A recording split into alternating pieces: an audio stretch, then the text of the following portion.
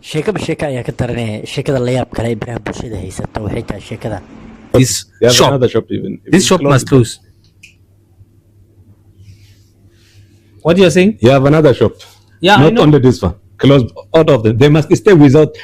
barnaamijyada ajaanib naciibka ee ka socda dalka koonfur afrika ayaa waxaad moodaa inay ku kala dhex faa'iideysanayaan niman ajaanibi ah oo etoobiyaan ah dabcan horta haddii waxyar aan taariikhda dib u fiirino etoobiyaankani markii 10 sano ilaa iyo wax ka yarba markii ay ku soo beereen ganacsatada ajaanibta ee dukaamada loo inta badan ay dukaamadii kala wareegeen Soomaalida ka kateen ayaa waxay bilaabatay waxyaabaha aadka ugu dhib badan ee hadda ka socda dalka koonfur afrika sida laaje in la dhiibo iyo in maxaan ku raadaa tuugila la macaamilaba Etoobiyaanka ka hor ma jirin Soomaalidu waa la dili jiray waxay dili jireen waxoodana way difaaci jireen laajadu ma jirinba maba jirinba xataa wax yar oo laaje ma jirin arintani waxay ku soo beegmaysaa nin kamid ah niman Etoobiyaan oo ganacsiye ay dhex mareen oo isku shaqeynaya ama ganacsiye wada lahaa ayaa ninay ku boodeen oo wixii ay u diideen ama lacagdiisii xoog ka ahayd ama sheerkii markaasi uu hantidooda ku dhex lahaa dabcan inta badan Etoobiyaanadu siyaabo kale oo ka duwan ganacsatada Soomaalida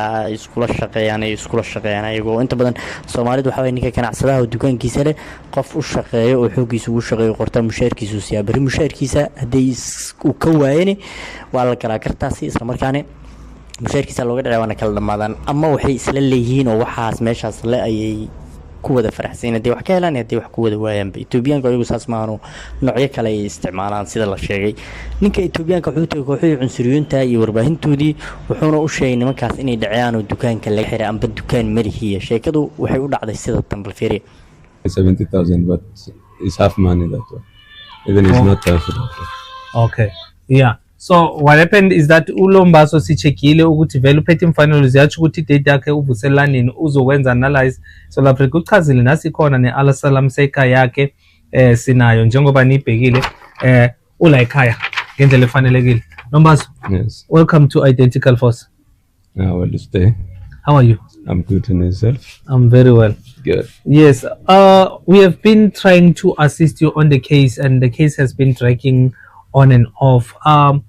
What is it that you want to see? Ever since we started this case, there was no way forward. How do you want this case to be resolved? No, they are lying on me. They say we'll give you, but only empty promise. Almost now 8 months like that. ninkan wuxuu nimankan u sharxayaa wax walba oo nimankaasi dhex maray inay lacagtiisa ka haystaan lacag 150,000 oo ran ah oo dabcan dollar ahaan hadii loo bedelana u dhig